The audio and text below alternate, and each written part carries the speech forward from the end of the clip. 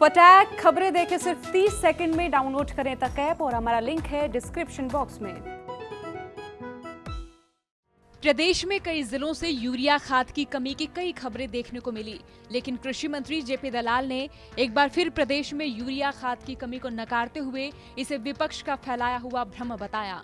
किसान भाइयों को बता चुका हूं कि खाद की कमी नहीं है और न ही खाद की कमी रहने देंगे। कल तक हरियाणा के अंदर 7,23,000 मीट्रिक टन खाद आ चुका है और पिछले 4-5 साल में जो औसत खाद की खपत रही है, किसी साल में 6.25 लाख, किसी में 6.5 लाख, किसी में 680। एक साल जब पिछली बार पंजाब में ट्रैक बंद थे, हमारा खाद पंजाब में गया था, तो थोड़ी ज़्यादा खपत हुई थी और हर रोज़ हमारे यहाँ खाद आ रही है। अभी अगले इसी हफ्ते के अंदर अंदर 80,000 मीट्रिक टन खाद और आ जाएगी। 8 लाख मीट्रिक टन खाद हरियाणा में दिसंबर तक होगी।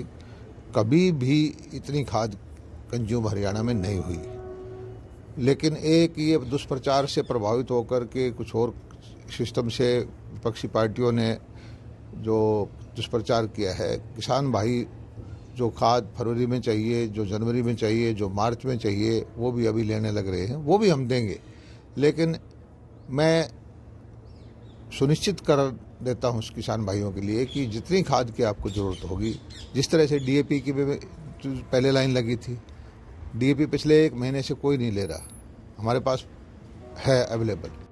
तो वहीं कई जगहों से यूरिया की ब्लैक मार्केटिंग की शिकायतों पर भी जेपी दलाल ने कहा कि ब्लैक मार्केटिंग करने वालों को बख्शा नहीं जाएगा।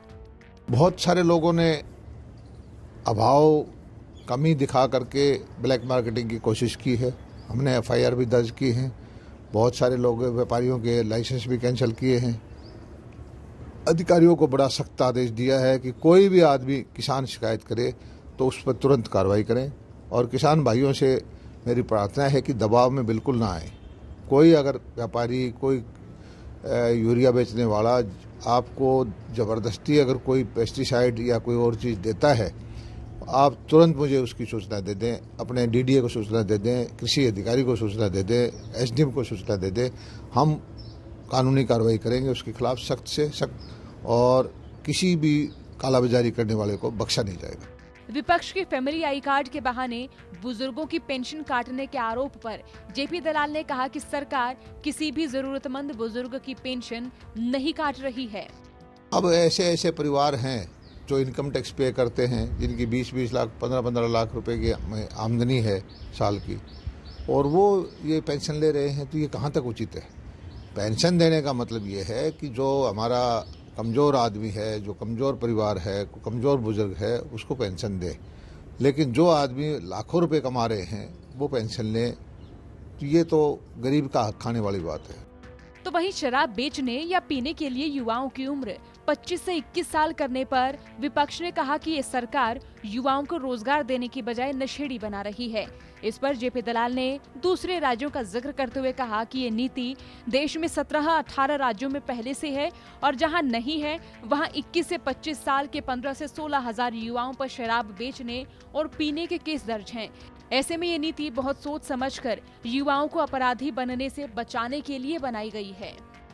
ये विषय हमारे विधानसभा में भी आया था।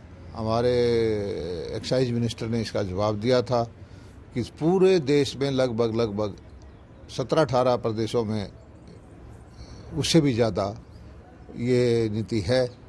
और पिछले सालों में हुआ क्या है कि 21 से 25 के जो बच्चे हैं, लगभग 15-16 हज़ार केस उन पे बने हुए हैं जो शराब का सेवन करते हैं या काम करते हैं।